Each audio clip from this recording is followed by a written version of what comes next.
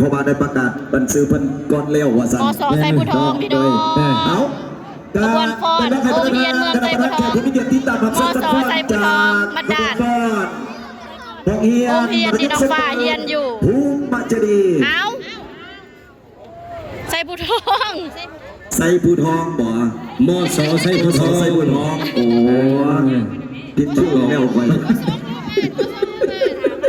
เอาอยากขอโทษขอไปน้องประธานคณะประธานเก็บผู้มีเกียรติติดตามรับชมกันก่อนจากมสใส่ผู้ทองบ้านในลำพูนไทยห้องโดยนางสาวงามตาทินผู้ไทยแมนบอกเป็นคนละแมนขบวนนี่แหละพี่น้องแมนแล้วนี่นะคนละขบวนนี่ไงอันนั้นเป็นมาแต่แขวงแมนบอกใส่ผู้ทองในประกอบเพื่อ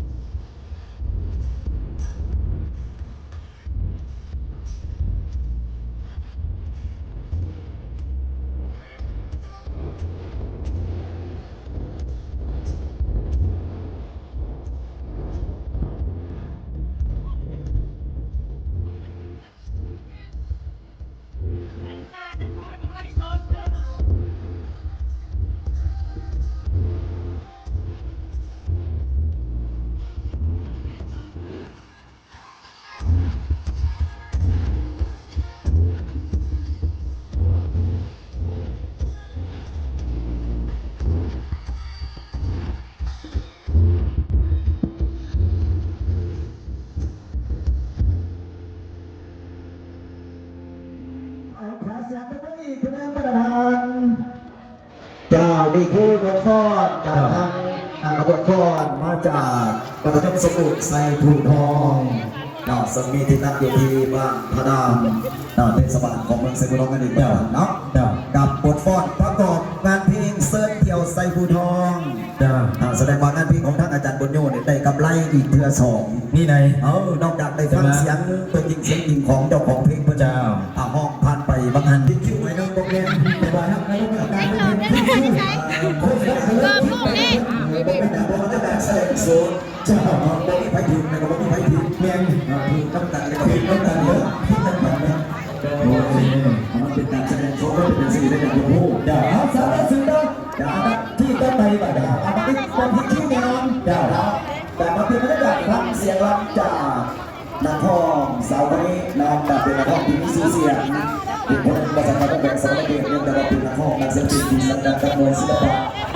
ปอกมาสกัดพระหัตถ์แขวงจ้ะในงานนอกน้ำตาพิมพ์ผู้ไทยจับผลงานลำผู้ไทยนะเจ้ามาพบกับอาจารย์หมอแพทย์อาจารย์หมอกรเมียนรับสดดนตรี พอแล้ว มอต้นเมืองไทยมาในบทเพลงเสิร์ชเที่ยวเดือนสักภาษาเนาะยาวที่เป็นขบวนพรจากห้องเรียนมอต้นเมืองไทย